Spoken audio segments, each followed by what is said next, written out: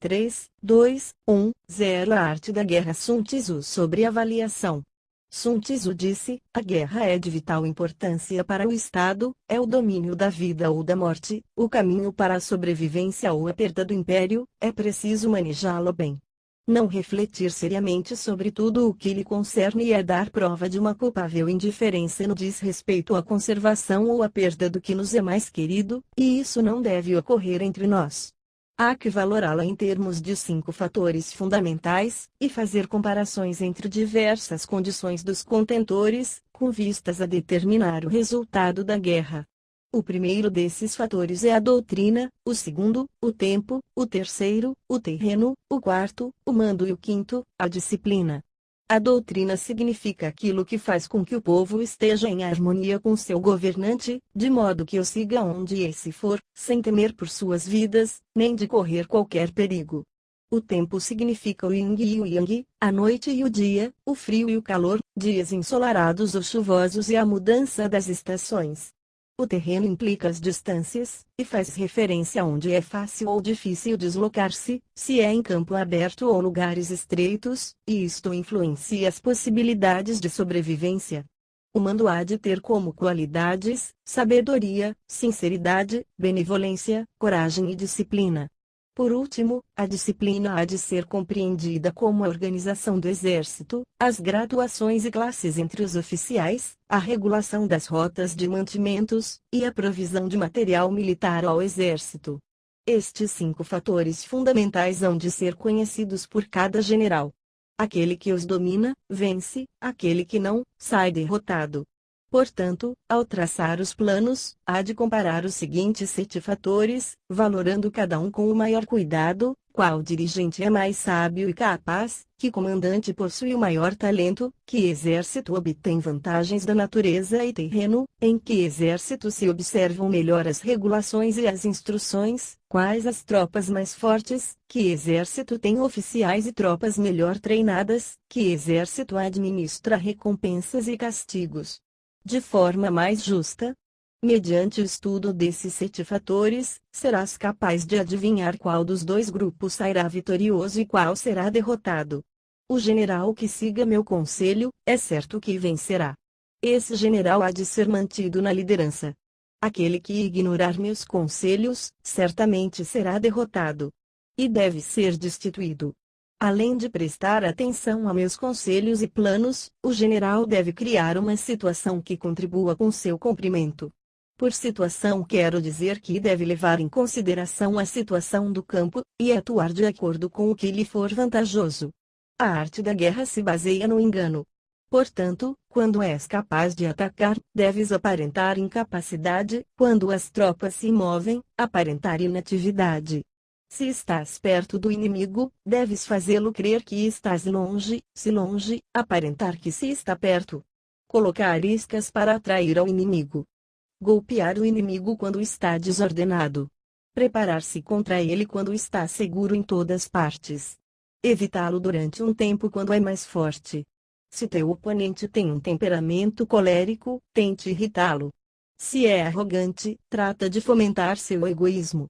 Se as tropas inimigas se acham bem preparadas após uma reorganização, tenta desordená-las. Se estão unidas, semeia dissensão entre suas filas. Ataca o inimigo quando não está preparado, e aparece quando não te espera. Estas são as chaves da vitória pela estratégia. Agora, se as estimações realizadas antes da batalha indicam vitória, é porque os cálculos cuidadosamente realizados mostram que tuas condições são mais favoráveis que as condições do inimigo; se indicam derrota, é porque mostram que as condições favoráveis para a batalha são menores. Com uma avaliação cuidadosa, podes vencer; sem ela, não pode.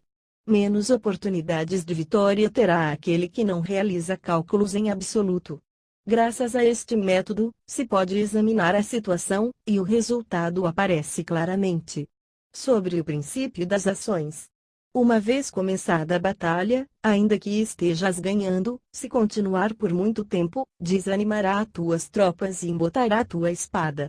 Se estás sitiando uma cidade, esgotarás tuas forças; se mantens teu exército durante muito tempo em campanha, teus mantimentos se esgotarão.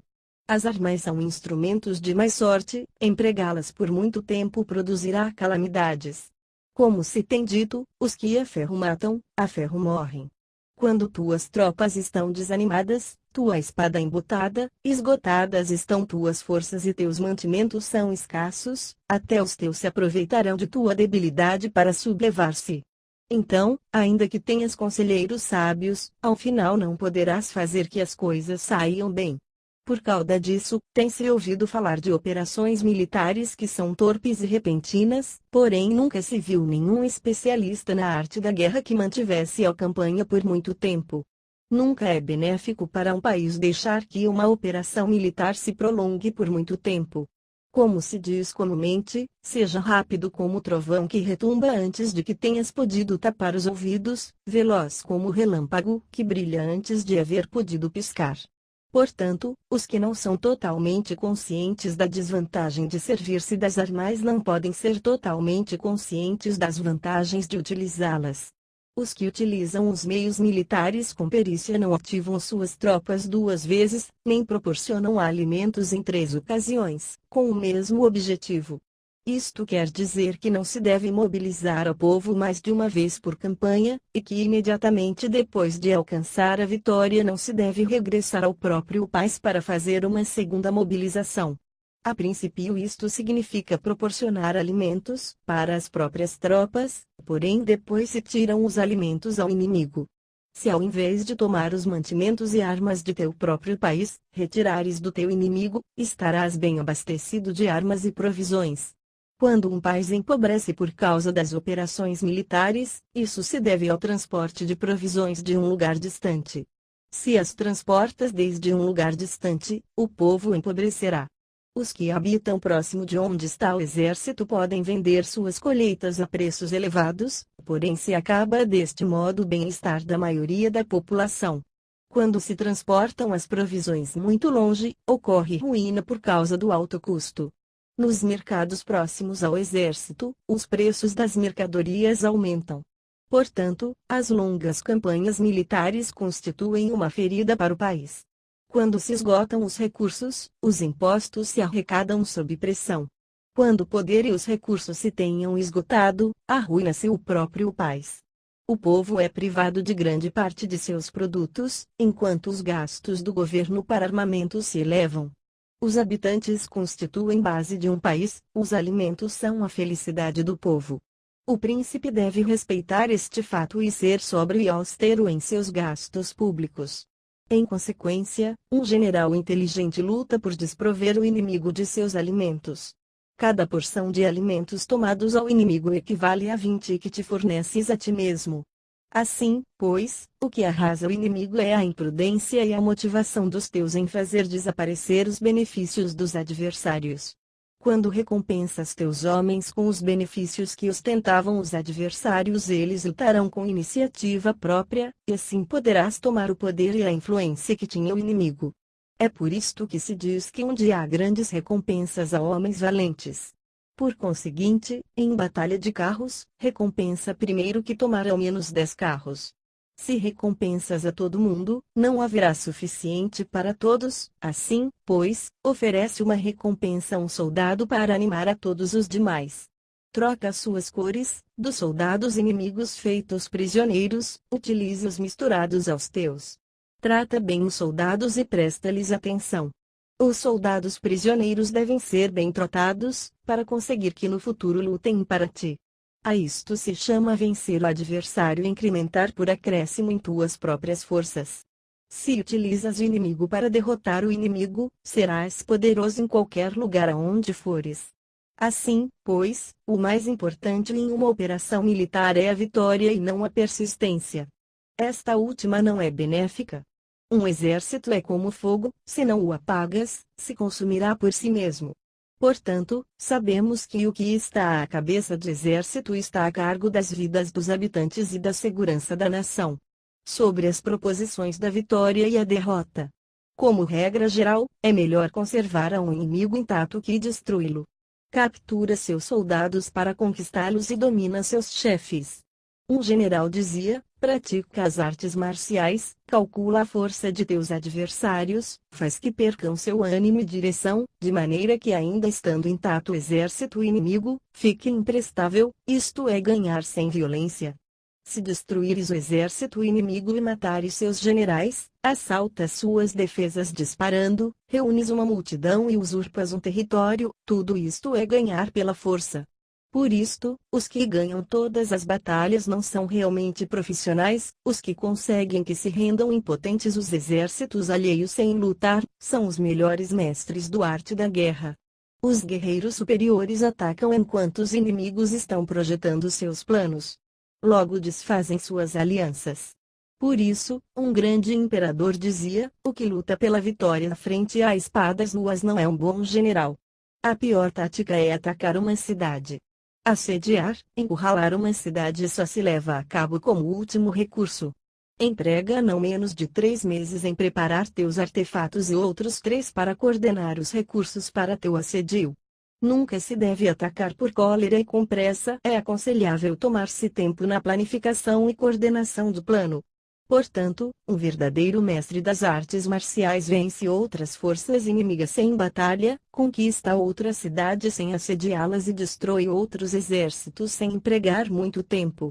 Um mestre experiente nas artes marciais desfaz os planos dos inimigos, extropia suas relações e alianças, corta os mantimentos ou bloqueia seu caminho, vencendo mediante estas táticas sem necessidade de lutar. É imprescindível lutar contra todas as fações inimigas para obter uma vitória completa, de maneira que seu exército não fique aquartelado e o benefício seja total. Esta é a lei do assédio estratégico. A vitória completa se produz quando o exército não luta, a cidade não é assediada, a destruição não se prolonga durante muito tempo, e em cada caso o inimigo é vencido pelo emprego da estratégia. Assim, pois, a regra da utilização da força é a seguinte: se tuas forças são 10 vezes superiores às do adversário, cerca-o; se são 5 vezes superiores, ataque-o; se são 2 vezes superiores, divide-o. Se tuas forças são iguais em número, luta se te é possível. Se tuas forças são inferiores, mantenha-te continuamente em guarda, pois a menor falha te acarretaria as piores consequências.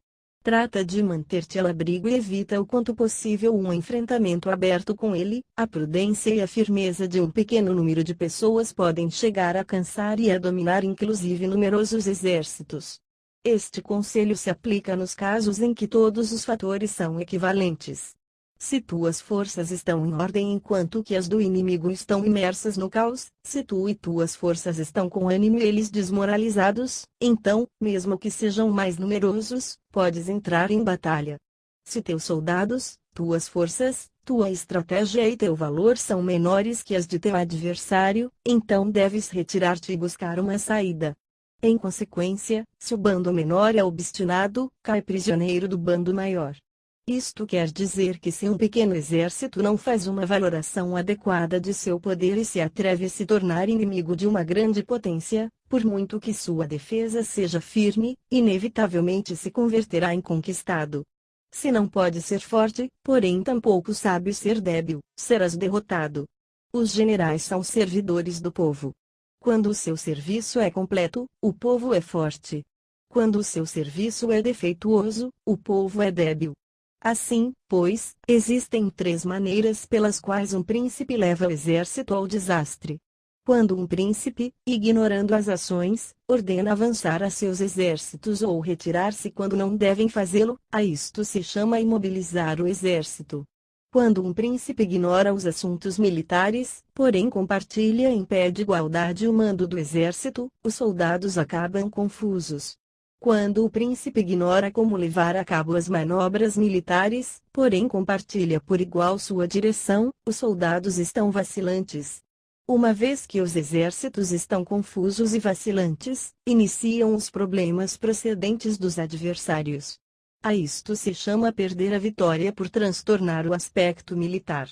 Se tentas utilizar os métodos de um governo civil para dirigir uma operação militar, a operação será confusa.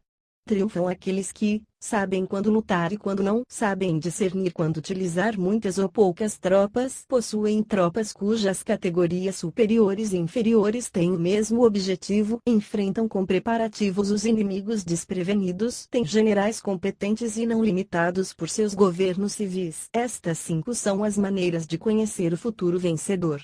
Falar que o príncipe seja o que dá as ordens em tudo é como o general solicitar permissão ao príncipe para poder apagar um fogo, quando for autorizado, já não restam senão cinzas.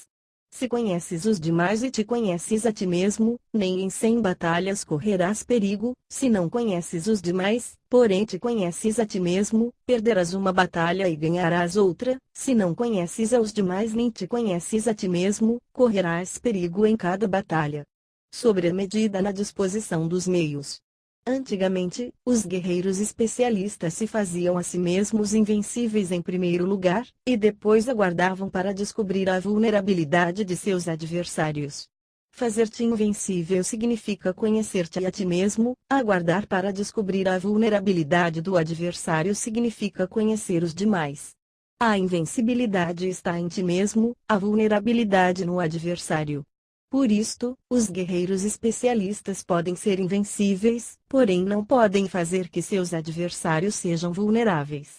Se os adversários não têm ordem de batalha sobre o que informar-se, nem negligências ou falhas das quais aproveitar-se, como podes vencê-los ainda que estejam bem providos? Por isto é pelo que se disse que a vitória pode ser percebida, porém não fabricada. A invencibilidade é uma questão de defesa, a vulnerabilidade, uma questão de ataque.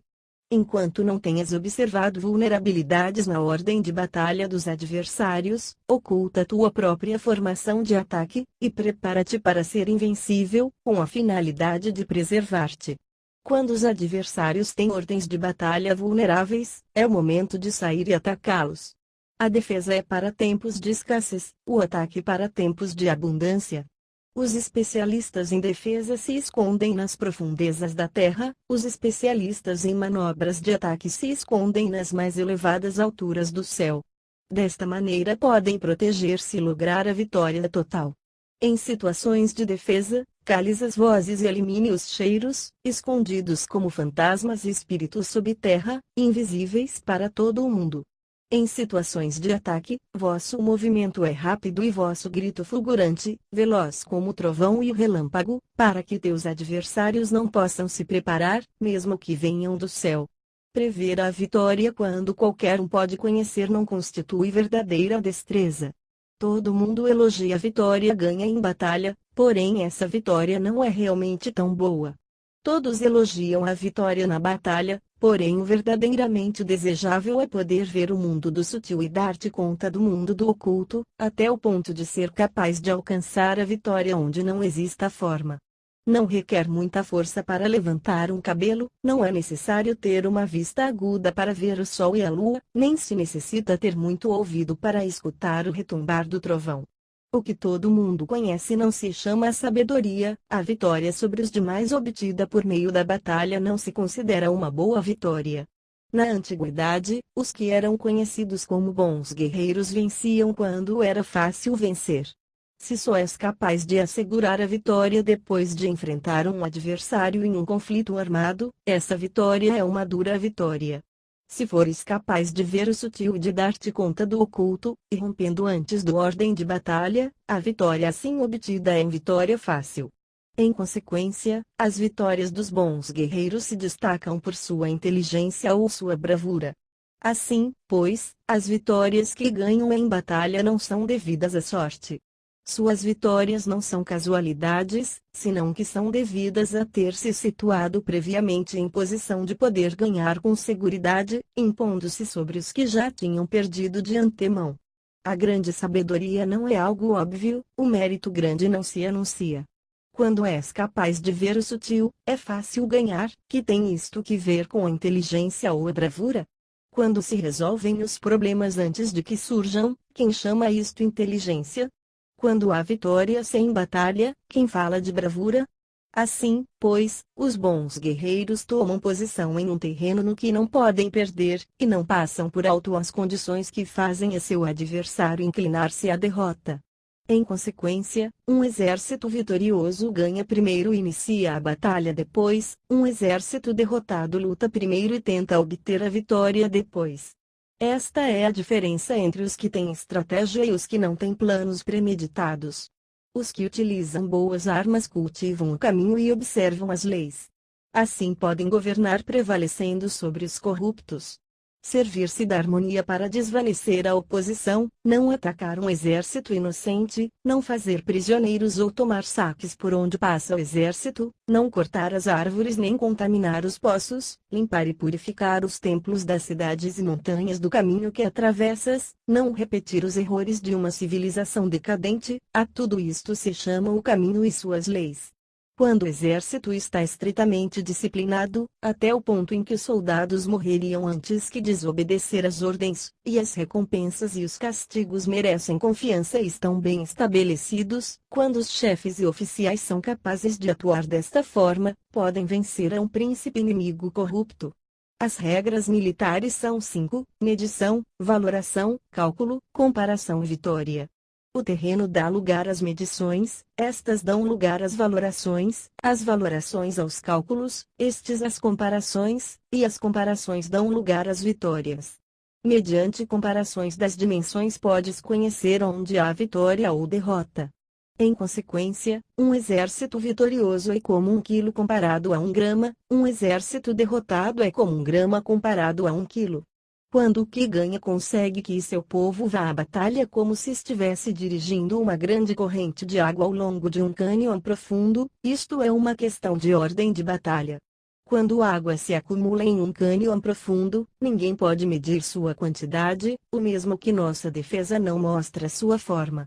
Quando se solta a água, se precipita para baixo como um torrente, de maneira tão irresistível como o nosso próprio ataque. Sobre a firmeza. A força é a energia acumulada ou a que se percebe. Isto é muito mutável.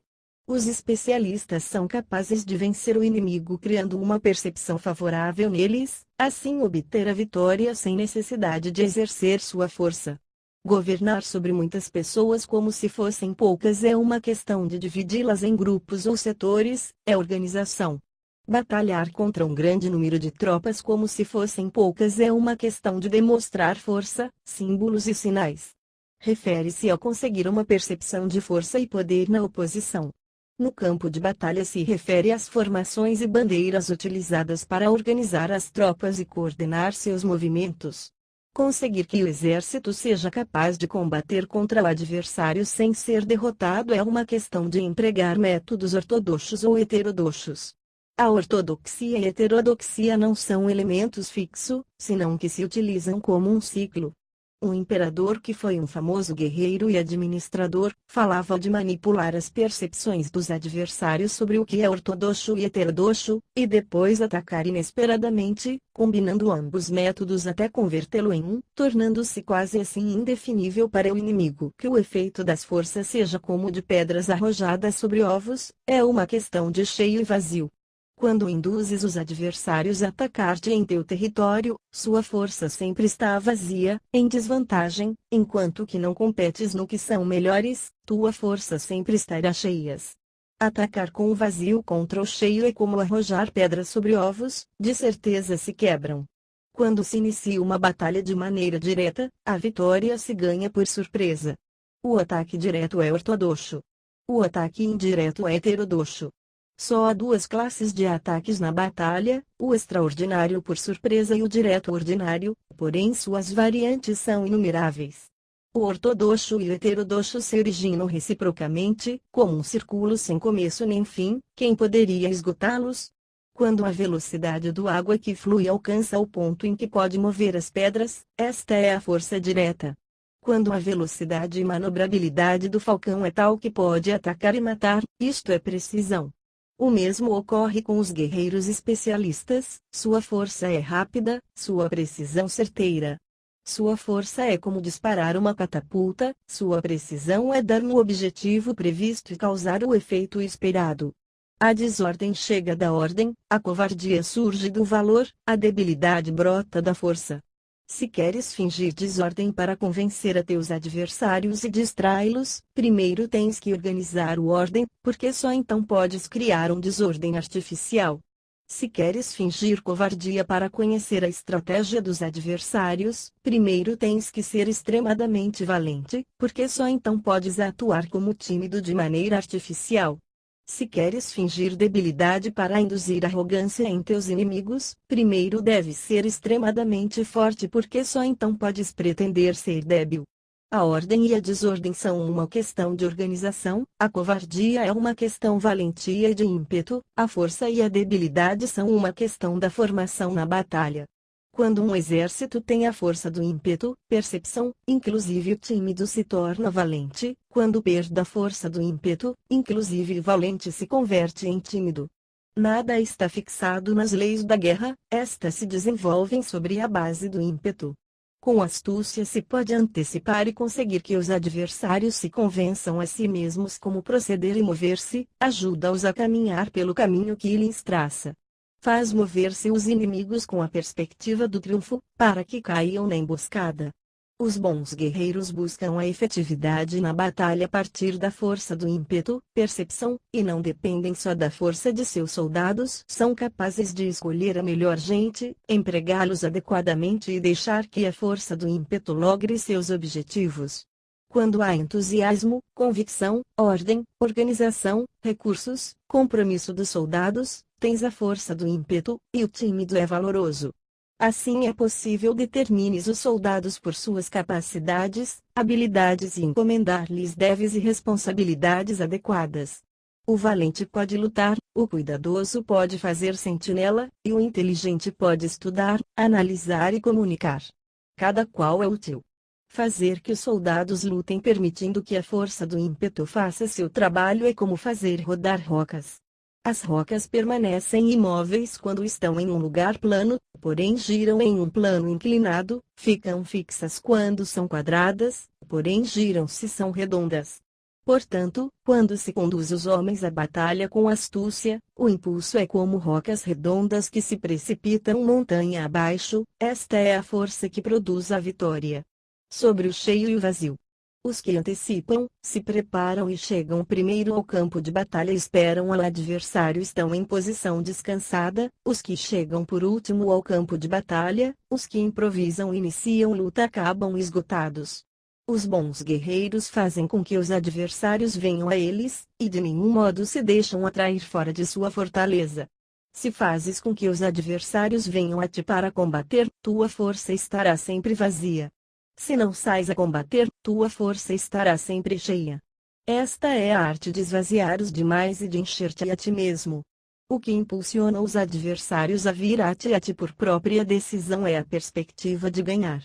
O que desanima os adversários de ir até a ti é a probabilidade de sofrer danos.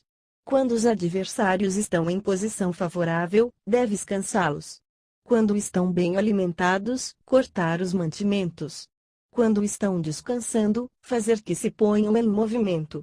Ataca inesperadamente, fazendo que os adversários se esgotem correndo para salvar suas vidas. Interrompe suas provisões, arrasa seus campos e corta suas vias de aprovisionamento. Aparece em lugares críticos e ataca donde menos se o esperem, fazendo que tenham que acudir ao resgate.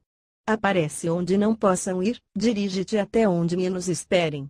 Para deslocar-te centenas de quilômetros sem cansaço, atravessa terras despovoadas. Atacar um espaço aberto não significa só um espaço em que o inimigo não tem defesa.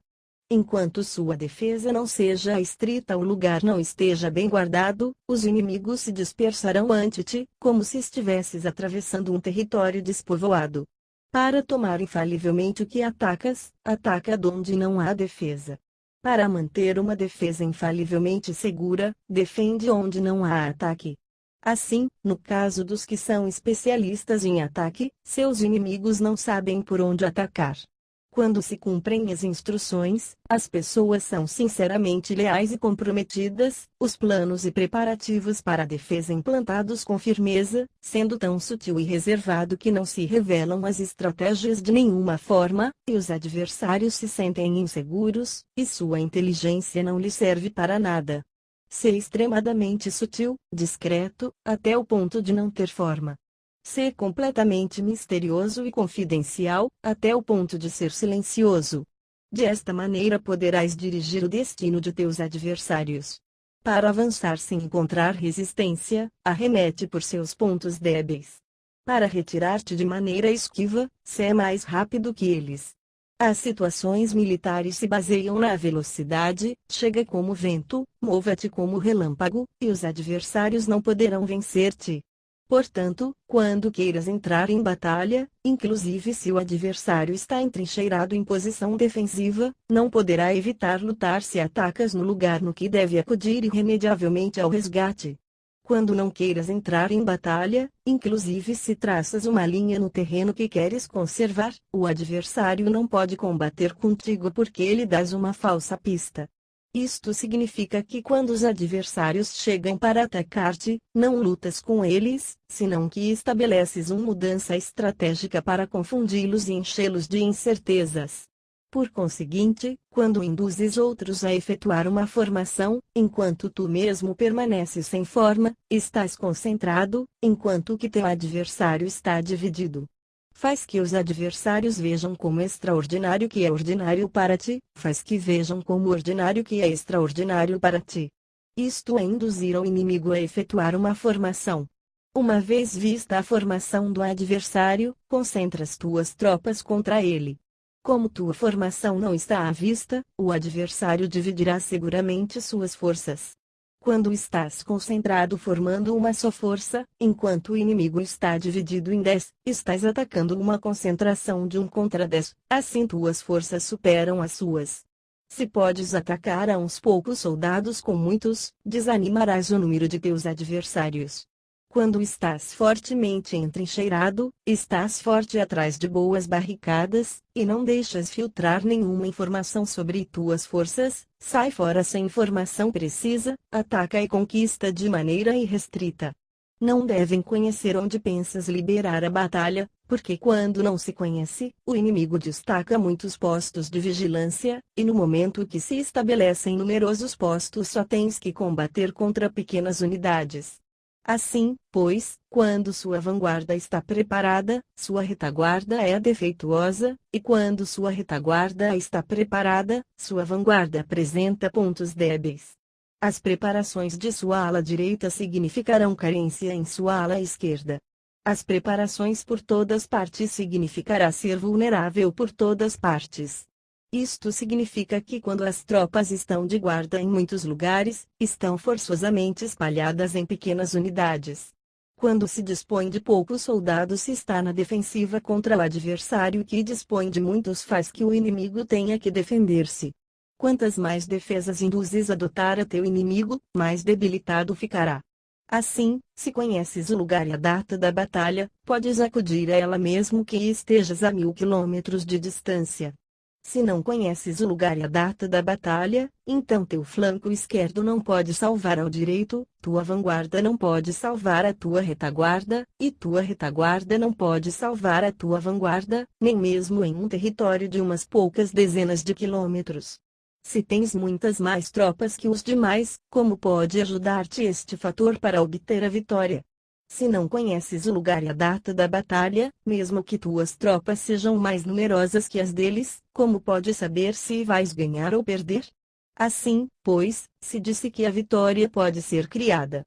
Se fazes que os adversários não saibam o lugar e a data da batalha, sempre podes vencer. Inclusive se os inimigos são numerosos, pode fazer-se que não entrem em combate. Portanto, faz tua valoração sobre eles para averiguar seus planos, e determinar que estratégia pode ter êxito e qual não. Incita-os à ação para descobrir qual é o esquema geral de seus movimentos e descansa. Faz algo por ou contra eles para ter sua atenção, de maneira que possas atraí-los descobrir seus hábitos de comportamento de ataque e de defesa. Induza-os a adotar formações específicas, para conhecer seus pontos fracos. Isto significa utilizar muitos métodos para confundir e perturbar o inimigo com o objetivo de observar suas formas de resposta para ti, depois de tê-las observado, age em consequência, de maneira que pode saber que classe de situações significam vida e quais significam morte. testes para averiguar seus pontos fortes e seus pontos débeis. Portanto, o ponto final da formação de um exército é chegar à não forma. Quando não tens forma, os informadores não podem descobrir nada, já que a informação não pode criar uma estratégia. Uma vez que não tens forma perceptível, não deixas pegadas que possam ser seguidas, os informadores não encontram nenhuma fresta por onde olhar e os que estão a cargo da planificação não podem estabelecer nenhum plano realizável. A vitória sobre multidões mediante formações precisas deve ser desconhecida das multidões. Todo mundo conhece a forma que resultou em vencedor, porém ninguém conhece a forma que assegurou a vitória. Em consequência, a vitória na guerra não é repetitiva, senão que adapta sua forma continuamente.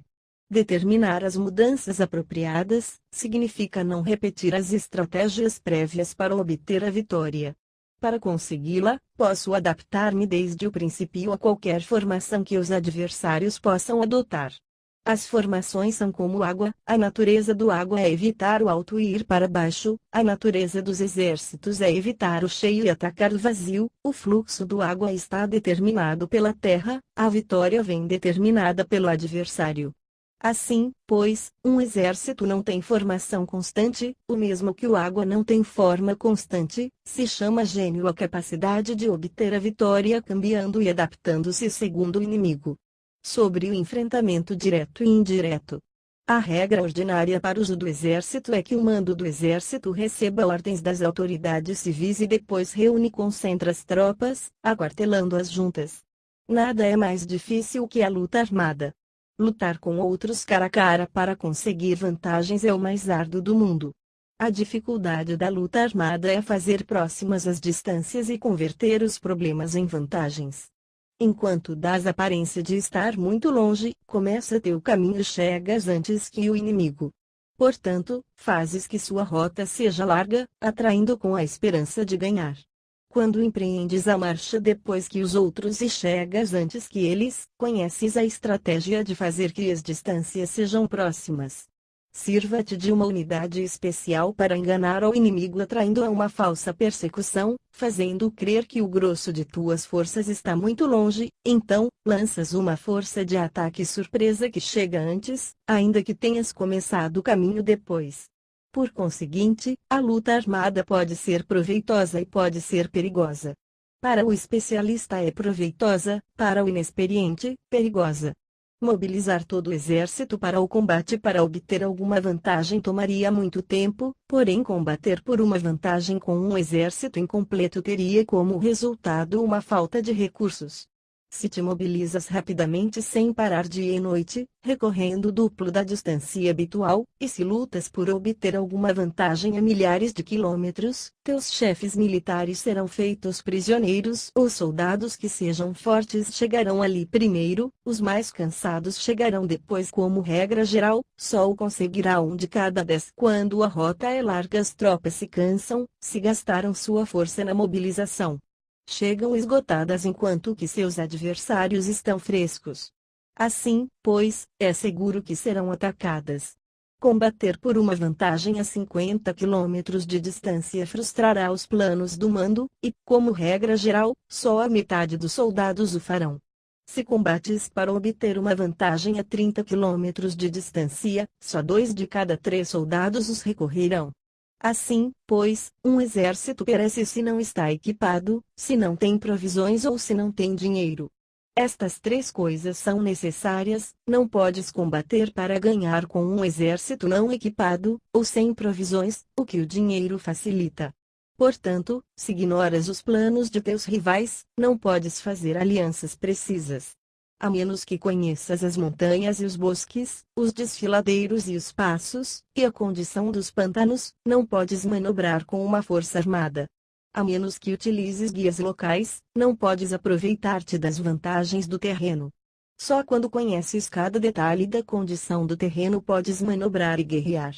Por conseguinte, uma força militar se usa segundo a estratégia prevista, se mobiliza mediante a esperança de recompensa, e se adapta mediante a divisão e a combinação.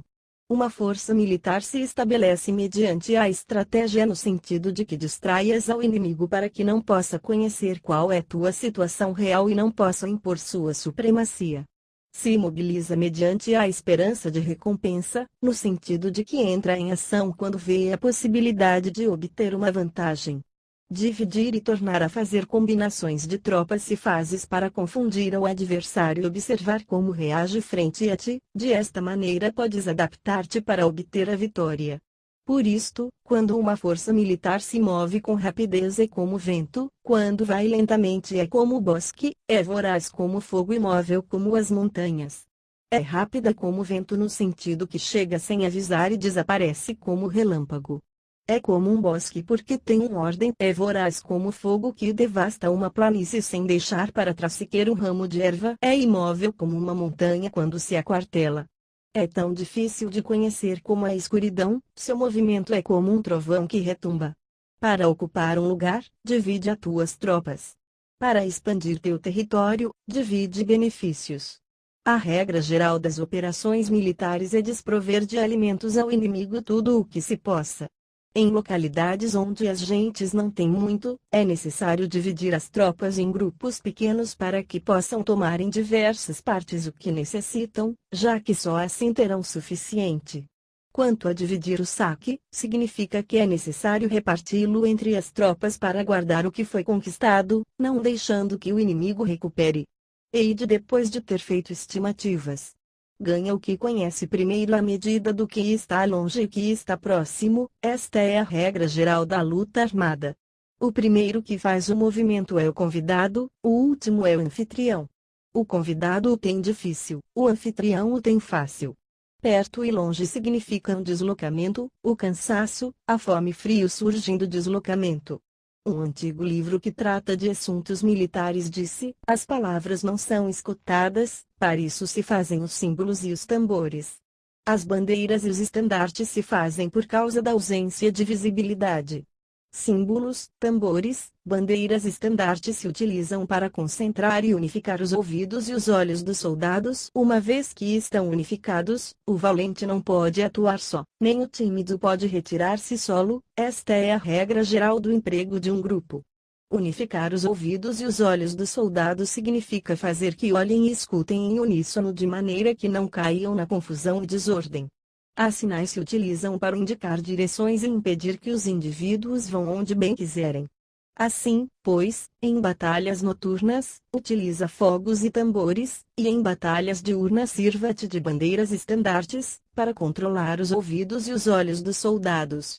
Utiliza muitas sinais para confundir as percepções do inimigo e fazer-lhe temer teu temível poder militar. Desta forma, fazes desaparecer a energia de seus exércitos e desmoralizas a seus generais. Em primeiro lugar, deves ser capaz de manter-te firme em teu próprio coração, só então podes desmoralizar aos generais inimigos. Por isto, a tradição afirma que os habitantes de outros tempos tinham a firmeza para desmoralizar, e a antiga lei dos que conduziam carros de combate dizia que quando a mente original é firme, a energia fresca é vitoriosa. Deste modo, a energia da manhã está cheia de ardor, a do meio-dia decai e a energia da noite se retira. Em consequência, os especialistas no manejo das armas preferem a energia entusiasta, atacam a decadente e a que se bate em retirada. São eles os que dominam a energia. Qualquer débil no mundo se dispõe a combater em um minuto caso se sinta animado, porém quando se trata realmente de tomar as armas e de entrar em batalha, é possuído pela energia. Quando esta energia se desvanece, deter-se-á, estará assustado e se arrependerá de haver começado. Utilizar a ordem para enfrentar a desordem, utilizar a calma para enfrentar-se com os que se agitam, isto é dominar o coração. A menos que teu coração esteja totalmente aberto e tua mente em ordem, não podes esperar ser capaz de adaptar-te a responder sem limites, a manejar os acontecimentos de maneira infalível, a enfrentar dificuldades graves e inesperadas sem te perturbar, dirigindo cada coisa sem confusão. Dominar a força é esperar os que vêm de longe, aguardar com toda comodidade os que se tenham fatigado, e com o estômago saciado os famintos. Isto é o que se quer dizer quando se fala em atrair a outros até onde estás, ao tempo que evita ser induzido a ir até onde eles estejam. Evitar a confrontação contra formações de combate bem ordenadas e não atacar grandes batalhões constitui o domínio da adaptação. Portanto, a regra geral das operações militares é não enfrentar uma grande montanha nem opor-se ao inimigo de costas a esta. Isto significa que se os adversários estão em um terreno elevado, não deves atacar-lhes costa acima, e que quando efetuam uma carga costa abaixo, não deves fazer-lhes frente. Não persigas os inimigos quando finjam uma retirada, nem ataques tropas experientes. Se os adversários fogem de repente antes de esgotar sua energia, seguramente há emboscadas esperando para atacar tuas tropas. Neste caso, deves reter a teus oficiais para que não se lancem em sua perseguição. Não consumas a comida de seus soldados. Se o inimigo abandona de repente suas provisões, estas devem ser provadas antes de ser comidas, porque podem estar envenenadas. Não detenhas nenhum exército que esteja em caminho a seu país. Sob estas circunstâncias, um adversário lutará até a morte. Há que deixar-lhe uma saída a um exército cercado. Mostra-lhes uma maneira de salvar a vida para que não estejam dispostos a lutar até a morte, e assim poderás aproveitar para atacar-lhes. Não pressiones um inimigo desesperado. Um animal esgotado seguirá lutando, pois essa é a lei da natureza. Estas são as leis das operações militares. Sobre as 9 mudanças. No geral, as operações militares estão sob ordens do governante civil para dirigir ao exército. O general não deve erguer seu acampamento em terreno difícil. Deixa que se estabeleçam relações diplomáticas nas fronteiras. Não permaneças em um território árido nem isolado. Quando te achas em terreno fechado, prepara alguma estratégia e mova-te. Quando te achares em terreno mortal, luta. Terreno fechado significa que existem lugares escarpados que te rodeiam por todas partes, de maneira que o inimigo tem mobilidade, que pode chegar e ir-se com liberdade, porém a ti é difícil sair e voltar. Cada rota deve ser estudada para que seja melhor. Há rotas que não deves usar, exércitos que não devem de ser atacados, cidades que não devem ser sitiadas, terrenos sobre os que não se deve combater, e ordens de governantes civis que não devem ser obedecidas. Em consequência, os generais que conhecem as variáveis possíveis para aproveitar-se do terreno sabem como manejar as forças armadas. Se os generais não sabem como adaptar-se de maneira vantajosa, mesmo que conheçam a condição do terreno, não podem aproveitar-se dele. Se estão ao mando de exércitos, porém ignoram as artes da total adaptabilidade, mesmo que conheçam o objetivo a lograr, não podem fazer que os soldados lutem por ele. Se és capaz de ajustar a campanha de modo que mude conforme ao ímpeto das forças, então a vantagem não muda, e os únicos que são prejudicados são os inimigos. Por esta razão, não existe uma estrutura permanente. Se podes compreender totalmente este princípio, podes fazer que os soldados atuem na melhor forma possível. Portanto, as considerações da pessoa inteligente sempre incluem o analisar objetivamente o benefício e o prejuízo. Quando considera o benefício, sua ação se expande, quando considera o dano, seus problemas podem resolver-se. O benefício e o dano são interdependentes, e os sábios os têm em conta. Por isso, o que retira os adversários é o dano, o que os mantém ocupados é a ação, e o que lhes motiva é o benefício. Cansa os inimigos mantendo-os ocupados e não deixando-lhes respirar. Porém, antes lográ-lo, tens que realizar previamente tua própria labor. Esse trabalho consiste em desenvolver um exército forte, um povo próspero, uma sociedade harmoniosa e uma maneira ordenada de viver. Assim, pois, a norma geral das operações militares consiste em não contar com que o inimigo não acuda, se não confiar em ter os meios de enfrentá-lo, não contar com que o adversário não ataque, se não confiar em possuir o que não pode ser atacado. Se podes recordar sempre o perigo quando estás a salvo e o caos em tempos de ordem, permanece atento ao perigo e ao caos enquanto não tenham todavia forma, evita-os antes de que se apresentem, esta é a melhor estratégia de todas. Por isto, existem 5 riscos que são perigosos nos generais.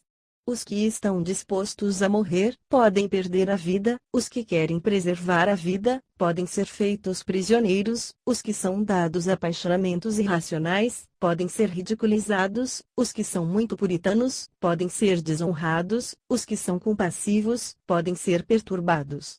Se te apresentas em um lugar que com toda segurança os inimigos se precipitarão a defender, as pessoas compassivas se apressarão invariavelmente a resgatar seus habitantes, causando a si mesmas problemas e cansaço. Estes são 5 riscos que constituem defeitos nos generais e que são desastrosos para as operações militares. Os bons generais são diferentes, comprometem-se até a morte, porém não se aferram à esperança de sobreviver, atuam de acordo com os acontecimentos, em forma racional e realista, sem deixar-se levar por as emoções nem estar sujeitos a ficar confusos. Quando vem uma boa oportunidade, são como tigres, em caso contrário cerram suas portas. Sua ação e sua não ação são questões de estratégia, e não podem ser agradados nem aborrecidos. Sobre a distribuição dos meios. As manobras militares são o resultado dos planos e estratégias da maneira mais vantajosa para ganhar.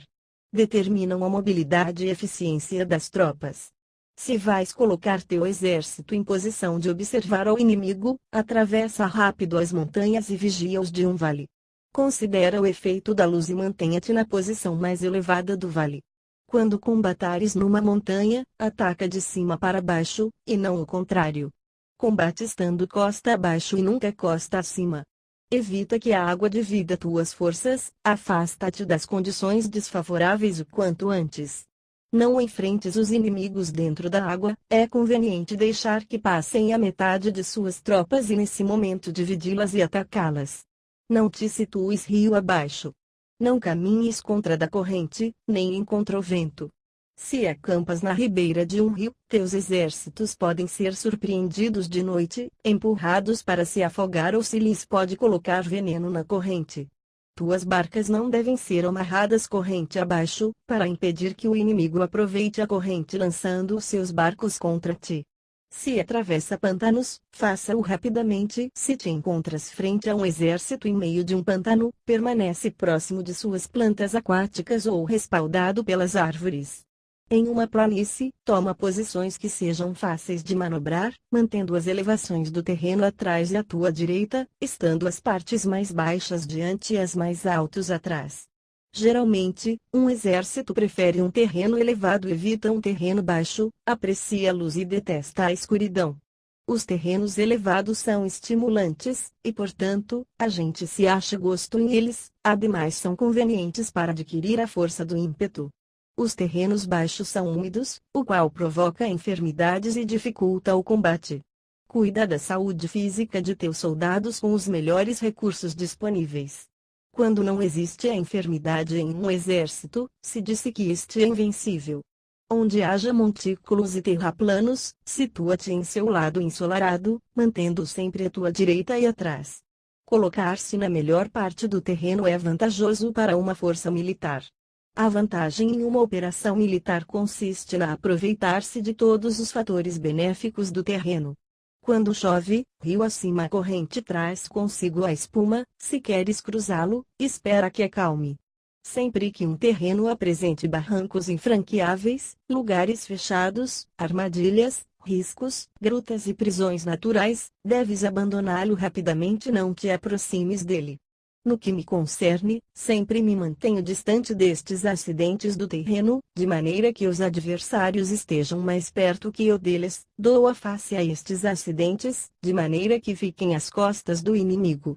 Então estás em situação vantajosa, e ele tem condições desfavoráveis. Quando um exército se está deslocando, se atravessa territórios montanhosos com muitas correntes de água e poços, ou pântanos cobertos de juncos, ou bosques virgens cheios de árvores e vegetação, é imprescindível esquadrinhá-los totalmente e com cuidado, já que estes lugares ajudam nas emboscadas e aos espiões. É essencial descer do cavalo e esquadrinhar o terreno, pois podem existir tropas escondidas para tentar uma emboscada. Também pode ser que haja espiões à espreita observando-te e escutando tuas instruções e movimentos. Quando o inimigo está perto, permanece calmo, queres dizer que se achas em posição forte. Quando está longe, porém tenta provocar hostilidades, queres que avances. Se, ademais, sua posição é acessível, isso queres dizer que lhe é favorável. Se um adversário não conserva a posição que lhe é favorável pelas condições do terreno e se situa em outro lugar conveniente, deve ser porque existe alguma vantagem tática para agir desta maneira. Se as árvores se movem, é que o inimigo se está aproximando. Se há obstáculos entre os brejos, é que tomaste um mau caminho. A ideia de pôr muitos obstáculos entre os matos é fazer-te pensar que existem tropas emboscadas escondidas em meio de ela.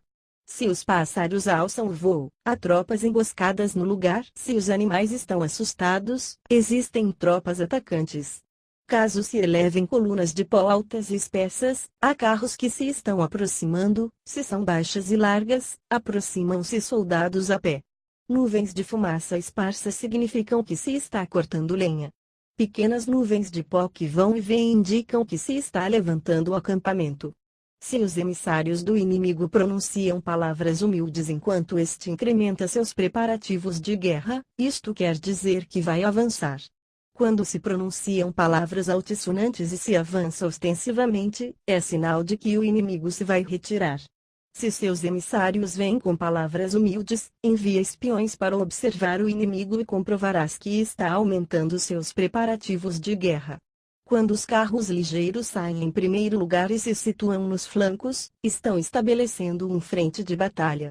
Se os emissários chegam pedindo a paz sem firmar um tratado, significa que estão tramando algum complô. Se o inimigo dispõe rapidamente seus carros em filas de combate, é que está esperando reforços. Não se precipitarão para um encontro ordinário se não entendem que lhe será enviada ajuda, ou deve haver uma força que se ache à distância e que é esperada em um determinado momento para unir suas tropas e atacar-te. Convém antecipar, preparar-se imediatamente para esta eventualidade. Se a metade de suas tropas avança e a outra metade retrocede, é que o inimigo pensa trair-te a uma armadilha. O inimigo está fingindo neste caso confusão e desordem para incitar-te a que avances. Se os soldados inimigos se apoiam uns nos outros, é que estão famintos. Se os aguadores bebem em primeiro lugar, é que as tropas estão sedentas. Se o inimigo vê uma vantagem porém não aproveita, é que está cansado. Se os pássaros se reúnem no campo inimigo, é que o lugar está vazio. Se há pássaros sobrevoando uma cidade, o exército fugiu. Se são produzidas chamadas noturnas, é que os soldados inimigos estão atemorizados. Têm medo e estão inquietos, e por isso chamam uns a outros. Se o exército não tem disciplina, isto quer dizer que o general não é levado a sério. Se os estandartes se movem, é que está sumido na confusão. Há sinais que são usados para unificar o grupo, assim, pois, caso se desloquem de lá para cá sem ordem nem concerto, significa que suas fileiras estão confusas. Se seus emissários mostram irritação, significa que estão cansados. Se matam seus cavalos para obter carne, é que os soldados carecem de alimentos. Quando não têm marmitas e não voltam a seu acampamento, são inimigos completamente desesperados. Se produzem murmurações, faltas de disciplina e os soldados falam muito entre si, queres dizer que foi perdida a lealdade da tropa. As murmurações descrevem a expressão dos verdadeiros sentimentos, as faltas de disciplina indicam problemas com os superiores. Quando o mando perdeu a lealdade das tropas, os soldados se falam com franqueza sobre os problemas com seus superiores. Se outorgam numerosas recompensas, é que o inimigo se acha em um beco sem saída. Quando se ordenam demasiados castigos, é que o inimigo está desesperado. Quando a força de seu ímpeto está esgotada, outorgam constantes recompensas para ter contentes os soldados, para evitar que se rebelem em massa.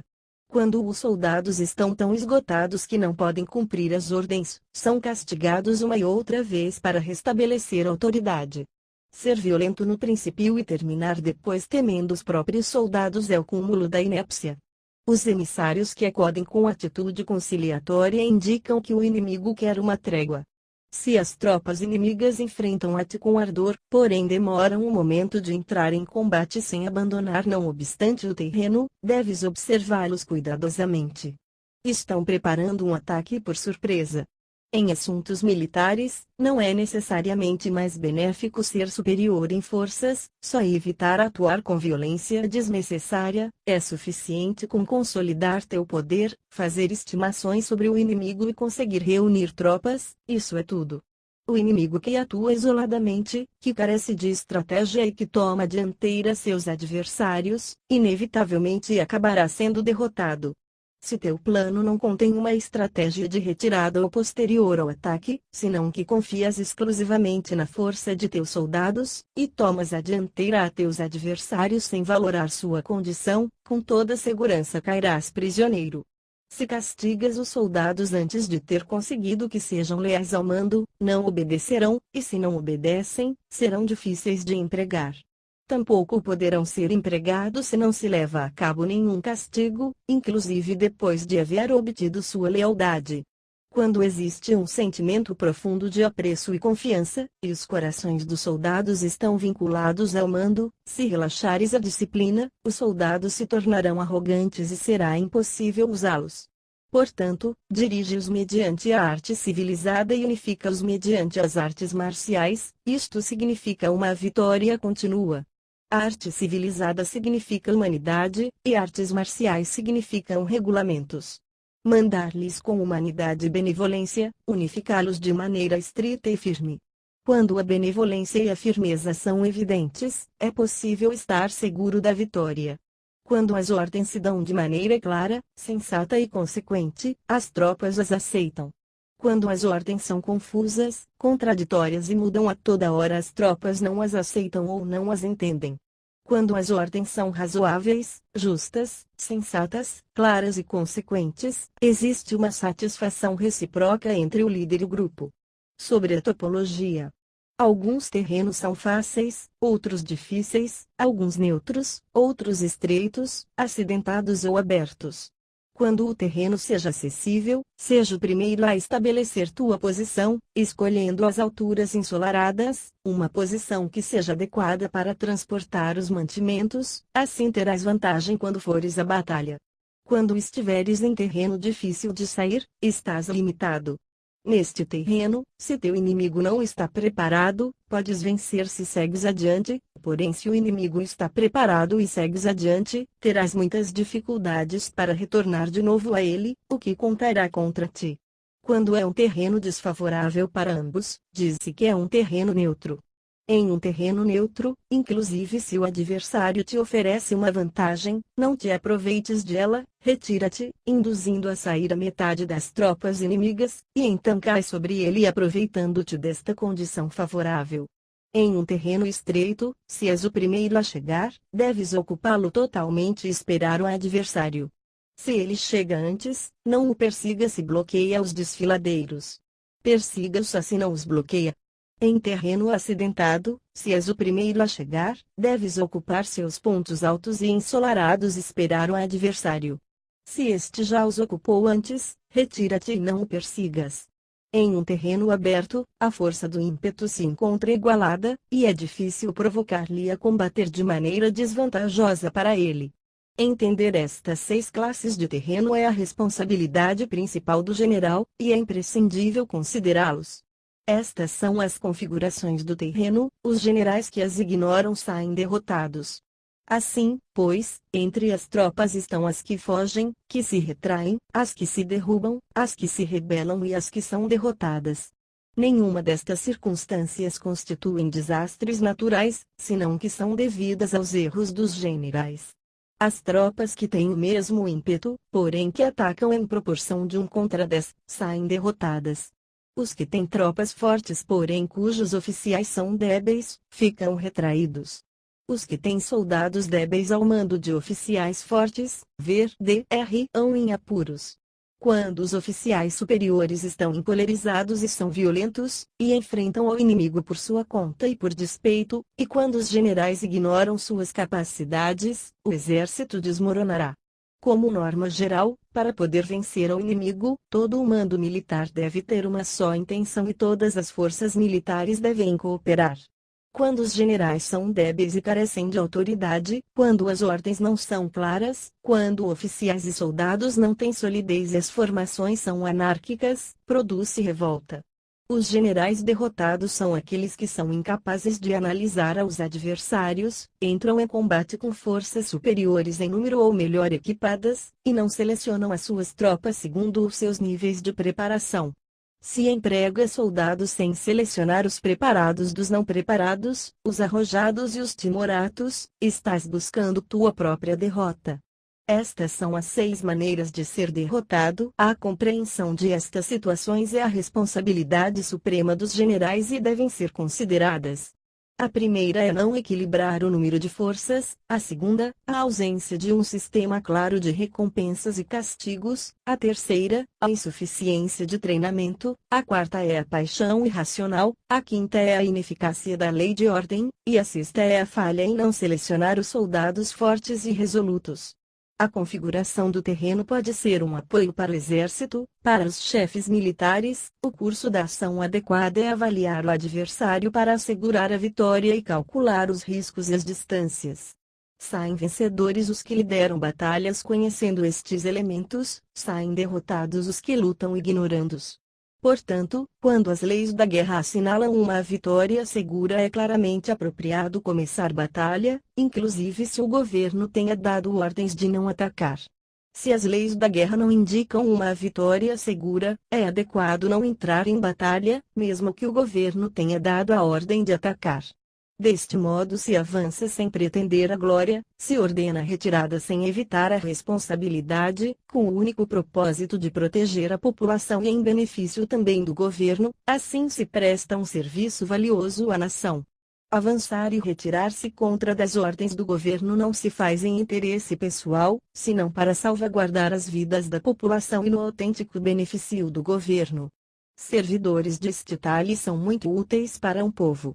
Olha por teus soldados como olhas a um recém-nascido, assim estarão dispostos a seguir-te até os vales mais profundos. Cuida de teus soldados como cuidas de teus queridos filhos, e morrerão gostosamente contigo.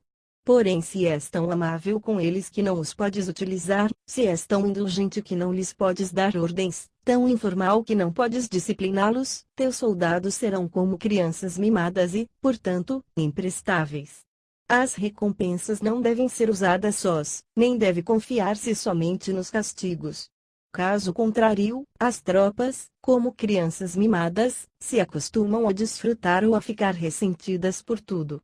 Isto é danoso e os torna imprestáveis. Se sabes que teus soldados são capazes de atacar, porém ignora se o inimigo é invulnerável a um ataque, tens só a metade de possibilidades de ganhar. Se sabes que teu inimigo é vulnerável a um ataque, porém ignora se teus soldados são capazes de atacar, só tens a metade de possibilidades de ganhar. Se sabes que o inimigo é vulnerável a um ataque, e teus soldados podem levá-lo a cabo, porém ignora se a condição do terreno é favorável para a batalha, tens a metade de probabilidades de vencer. Portanto, os que conhecem as artes marciais não perdem tempo quando efetuam seus movimentos, nem se esgotam quando atacam. Devido a isto se diz que quando conheces a ti mesmo e conheces os demais, a vitória não é um perigo, quando conheces o céu e a terra, a vitória é inesgotável. Sobre as 9 classes de terreno. Conforme as leis das operações militares, existem 9 classes de terreno. Se lutam entre si em seu próprio território, a este se lhe chama terreno de dispersão. Quando os soldados estão apegados à sua casa e combatem próximo de seu lar, podem ser dispersados com facilidade. Quando penetras em território alheio, porém não o fazes em profundidade, a este se chama território ligeiro. Isto significa que os soldados podem regressar facilmente. O território que pode resultar-te vantajoso se o tomas, e vantajoso ao inimigo se é ele quem o conquista, se chama terreno-chave. Um terreno de luta inevitável é qualquer penetração defensiva ou passo estratégico. Um território igualmente acessível para ti para os demais se chama terreno de comunicação. O território que está rodeado por 3 territórios rivais e és o primeiro a proporcionar livre acesso a ele a todos se chama terreno de interseção. O terreno de interseção é aquele ao que convergem as principais vias de comunicação unindo-as entre si, seja o primeiro em ocupá-lo, e os demais terão que pôr-se a teu lado. Se o obtens, te encontras seguro, se o perdes, corres perigo. Quando penetras em profundidade em um território estranho, e deixas atrás muitas cidades e povos, a este terreno se chama difícil. É um terreno do qual é difícil regressar. Quando atravessas montanhas com bosques, desfiladeiros abruptos ou outros acidentes difíceis de atravessar, a isto se chama terreno desfavorável. Quando o acesso é estreito e saída é tortuosa, de maneira que uma pequena unidade inimiga pode atacar-te, mesmo que tuas tropas sejam mais numerosas, a este se chama terreno cercado. Se és capaz de uma grande adaptação, podes atravessar este território. Se só pode sobreviver em um território lutando com rapidez, e se é fácil morrer se não o fazes, a este se chama terreno mortal. As tropas que se encontram em um terreno mortal estão na mesma situação que se encontrassem numa barca que afunda ou em uma casa ardendo. Assim, pois, não combatas em um terreno de dispersão, não te detenhas em um terreno ligeiro, não ataques em um terreno-chave, ocupado pelo inimigo, não deixes que tuas tropas sejam divididas em um terreno de comunicação. Em terrenos de interseção, estabelece comunicações, em terrenos difíceis, entra com provisões, em terrenos desfavoráveis, continua marchando, em terrenos cercados, faz planos, em terrenos mortais, luta. Em um terreno de dispersão, os soldados podem fugir. Um terreno ligeiro é quando os soldados penetram em território inimigo, todavia não têm as costas cobertas, por isso, suas mentes não estão realmente concentradas e não estão atentos para a batalha. Não é vantajoso atacar ao inimigo em um terreno-chave, o que é vantajoso é chegar primeiro a ele. Não se deve permitir que fique isolado o terreno de comunicação, para poder servir-se das rotas de mantimentos. Em terrenos de interseção, estarás a salvo se estabeleces alianças, se as perdes, te encontrarás em perigo. Em terrenos difíceis, entrar com provisões significa reunir todo o necessário para estar ali muito tempo. Em terrenos desfavoráveis, já que não podes entrincheirar-te nele, deves apressar-te em sair. Em terrenos cercados, introduz táticas de surpresa. Se as tropas caem em um terreno mortal, todos lutarão de maneira espontânea. Por isto se disse, situa as tropas em um terreno mortal e sobreviverão. Os que eram antes considerados como especialistas na arte da guerra eram capazes de fazer que o inimigo perdesse contato entre sua vanguarda e sua retaguarda, a confiança entre as grandes e as pequenas unidades, o interesse recíproco pelo bem-estar dos diferentes linhas, o apoio mútuo entre governantes e governados, o alistamento de soldados e a coerência de seus exércitos. Estes especialistas entravam em ação quando lhes era vantajoso, e se retraíam em caso contrário. Introduziam mudanças para confundir ao inimigo, atacando-os aqui e ali, aterrorizando-os e semeando entre eles a confusão, de tal maneira que não lhes davam tempo para fazer planos. Poder-se-ia perguntar como enfrentar forças inimigas numerosas e bem organizadas que se dirigem até a ti. A resposta é dar-lhes em primeiro lugar algo que apreciem, e depois te escutarão. A rapidez de ação é o fator essencial da condição da força militar, aproveitando-se dos erros dos adversários, desviando-os por caminhos que não esperam e atacando quando não estão em guarda.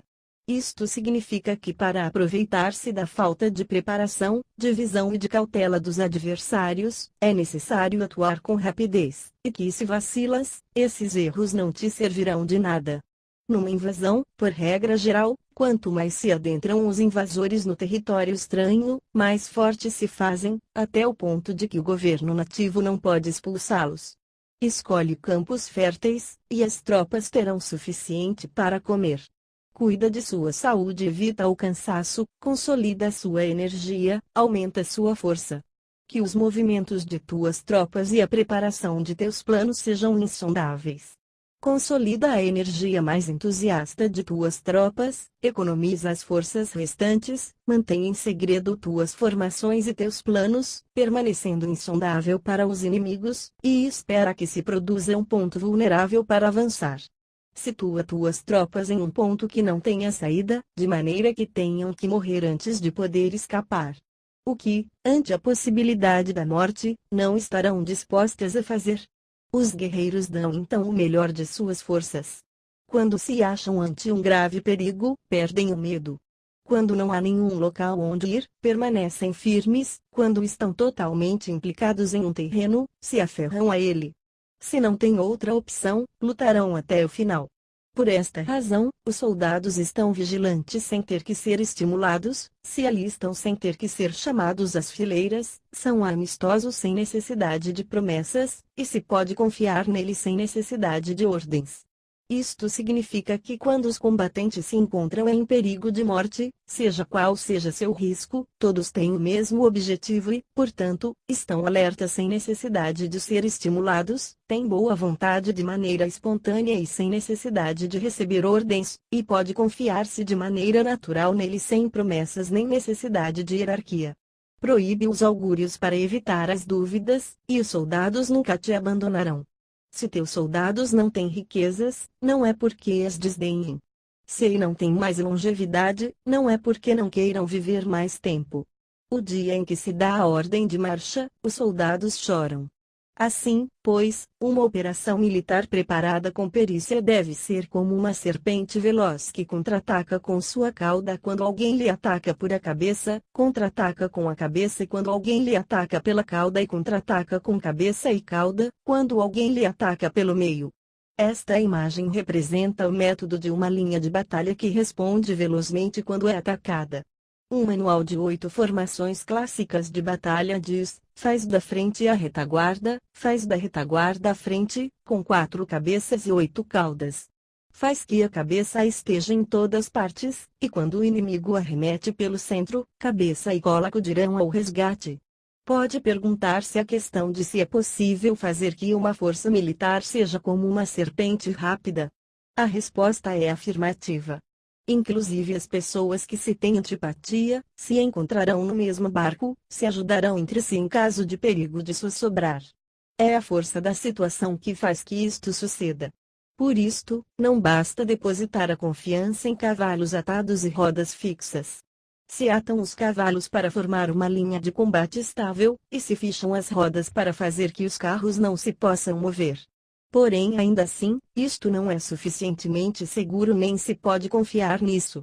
É necessário permitir que hajam variantes às mudanças que se fazem, pondo os soldados em situações mortais, de maneira que combatam de forma espontânea e se ajudem entre si, cotovelo com cotovelo. Este é o caminho da segurança e da obtenção de uma vitória certa. A melhor organização é fazer que se expresse o valor e mantê-lo constante. Ter êxito tanto com tropas débeis como com tropas aguerridas se baseia na configuração das circunstâncias. Se obtens a vantagem do terreno, podes vencer os adversários, inclusive com tropas ligeiras e débeis, quanto mais te seria possível se tens tropas poderosas e aguerridas. O que faz possível a vitória a ambas classes de tropas é as circunstâncias do terreno. Portanto, os especialistas em operações militares obtêm a cooperação da tropa, de tal maneira que dirigir um grupo é como dirigir a um só indivíduo que não tem mais que uma só opção. Corresponde ao general ser tranquilo, reservado, justo e metódico. Seus planos são tranquilos e absolutamente secretos para que ninguém possa descobri-los. Seu mando é justo e metódico, assim que ninguém se atreve a tomar sua frente. Pode manter seus soldados sem informação e em completa ignorância de seus planos. Muda suas ações e revisa seus planos, de maneira que ninguém possa reconhecê-los. Muda de lugar e de prazos, e se desloca por caminhos sinuosos, de maneira que ninguém possa antecipá-lo. Podes ganhar quando ninguém pode entender em nenhum momento quais são tuas intenções. Disse um grande homem: o principal engano que se valora nas operações militares não se dirige só aos inimigos, senão o que começa em suas próprias tropas, para fazer que lhes sigam sem saber aonde vão. Quando um general fixa uma meta às suas tropas, é como que sobe a um lugar elevado e depois retira a escada. Quando um general se adentra muito no interior do território inimigo, está pondo à prova todo o seu potencial. Pode queimar as naves das suas tropas e destruir suas casas, assim as conduz como um rebanho e todos ignoram até onde se encaminham. Incumbe os generais reunir os exércitos e pô-los em situações perigosas. Também devem examinar as adaptações aos diferentes terrenos, as vantagens de concentrar-se ou dispersar-se, e as pautas dos sentimentos e situações humanas. Quando se fala de vantagens e de desvantagens da concentração e da dispersão, se quer dizer que as pautas dos comportamentos humanos mudam segundo os diferentes tipos de terreno. A norma geral dos invasores é unir-se quando estão no coração do território inimigo, porém tendem a se dispersar quando estão nas orlas fronteiriças. Quando deixas teu território e atravessas a fronteira em uma operação militar, te achas em terreno isolado. Quando é acessível desde todos os pontos, é um terreno de comunicação. Quando te adentras em profundidade, estás em um terreno difícil. Quando penetras pouco, estás em um terreno ligeiro. Quando as tuas costas se acham em espessuras infranqueáveis e diante passagens estreitas, estás em um terreno cercado. Quando não há nenhum local donde ir, se trata de um terreno mortal. Assim, pois, em um terreno de dispersão, unifica as mentes dos soldados. Em terreno ligeiro, as mantenha em contato. Em um terreno-chave, apressas para tomá-lo. Em um terreno de interseção, presta atenção à defesa. Em um terreno de comunicação, estabeleceria sólidas alianças. Em um terreno difícil, assegura mantimentos continuados. Em terreno desfavorável, apressa tuas tropas a sair rapidamente dele. Em terreno cercado, cerra as entradas. Em terreno mortal, indica a tuas tropas que não existe nenhuma possibilidade de sobreviver. Por isto, a psicologia dos soldados consiste em resistir quando se veem rodeados, lutar quando não se pode evitar, e obedecer em casos extremos. Até que os soldados não se vejam rodeados, não têm a determinação de resistir ao inimigo até alcançar a vitória. Quando estão desesperados, apresentam uma defesa unificada. Por isso, os que ignoram os planos inimigos não podem preparar alianças. Os que ignoram as circunstâncias do terreno não podem fazer manobrar suas forças. Os que não utilizam guias locais não podem aproveitar-se do terreno. Os militares de um governo eficaz devem conhecer todos estes fatores. Quando o exército de um governo eficaz ataca um grande território, o povo não se pode unir. Quando o seu poder supera os adversários, é impossível fazer alianças.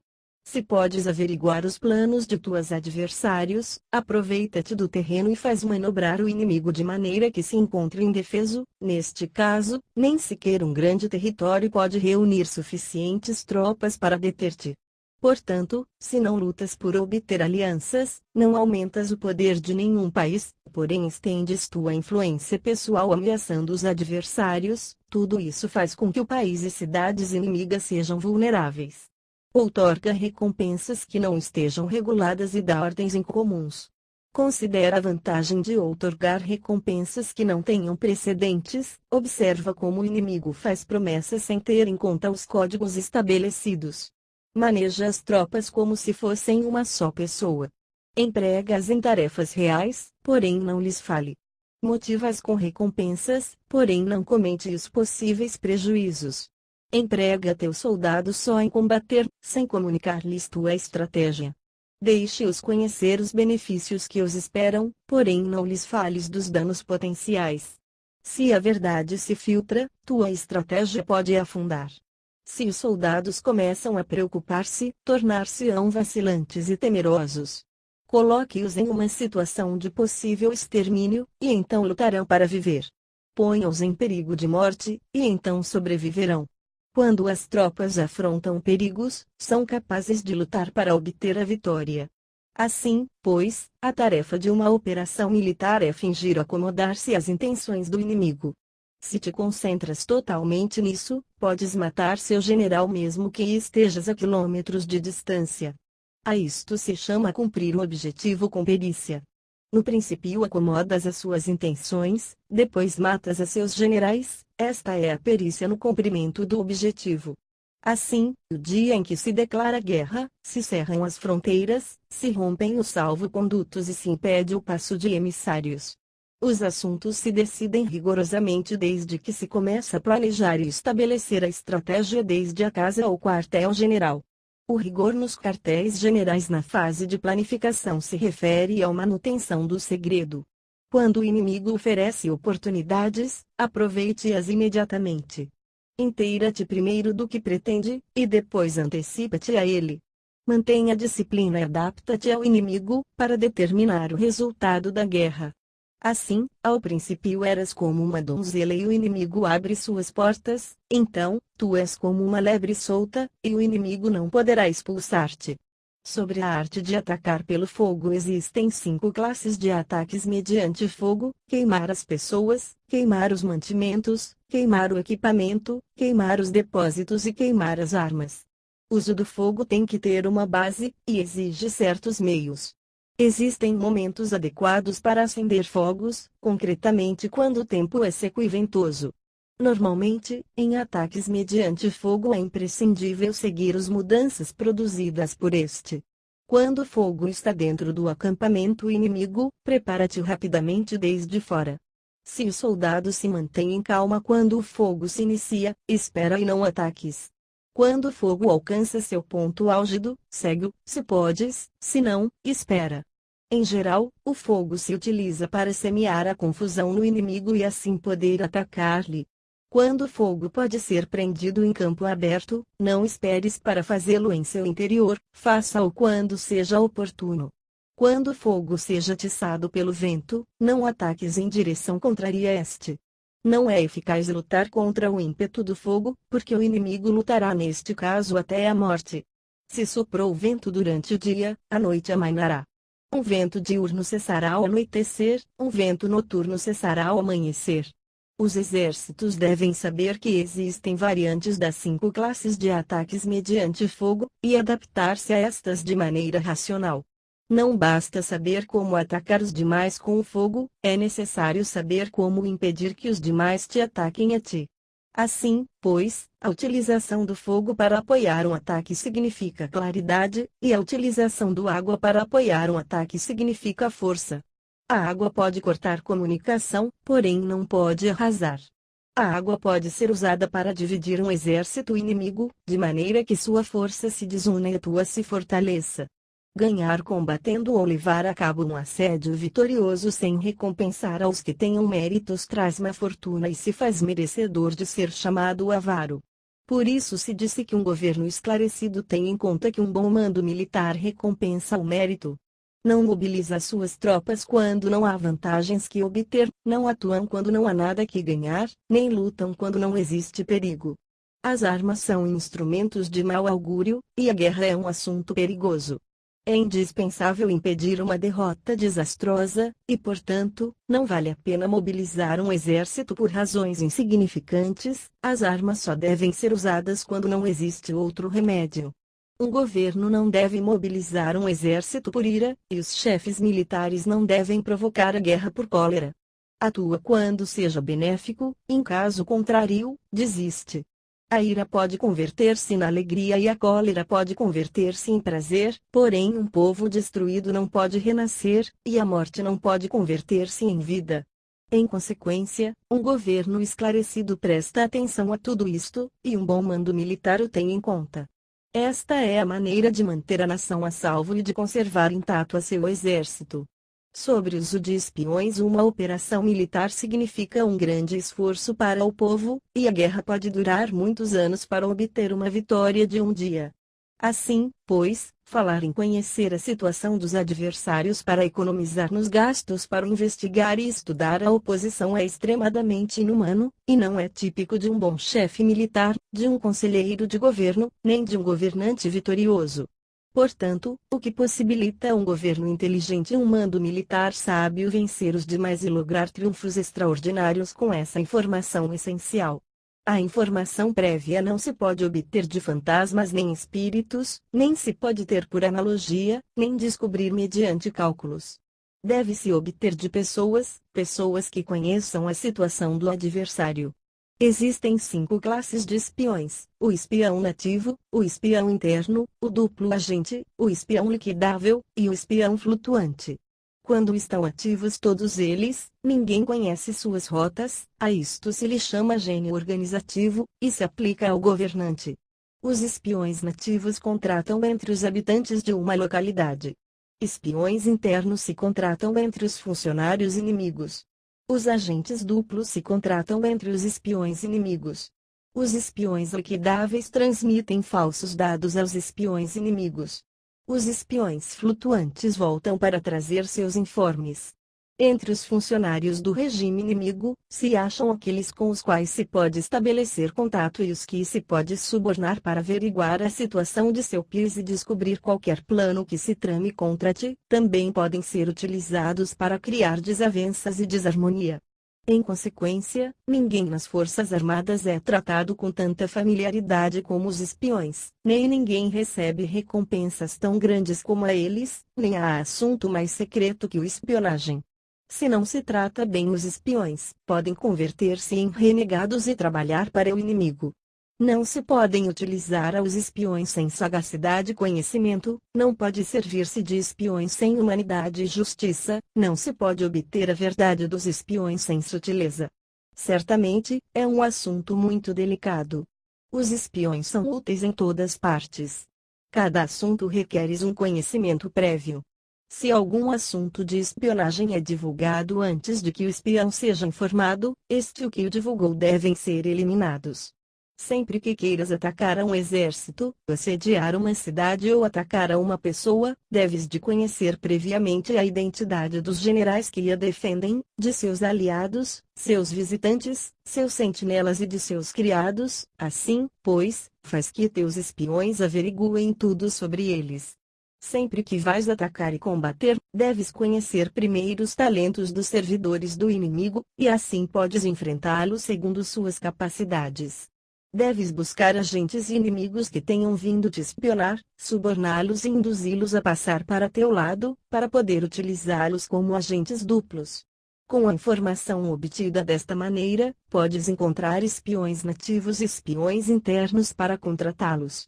Com a informação obtida destes, podes fabricar informação falsa servindo-te de espiões liquidáveis. Com a informação assim obtida, podes fazer que os espiões flutuantes atuem segundo os planos previstos. É essencial para um governante conhecer as 5 classes de espionagem, e este conhecimento depende dos agentes duplos, assim, pois, estes devem ser bem tratados. Assim, só um governante brilhante ou um general sábio que possa utilizar os mais inteligentes para o espionagem, pode estar seguro da vitória. A espionagem é essencial para as operações militares, e os exércitos dependem dela para levar a cabo suas ações. Não será vantajoso para o exército atuar sem conhecer a situação do inimigo, e conhecer a situação do inimigo não é possível sem o espionagem. Fim.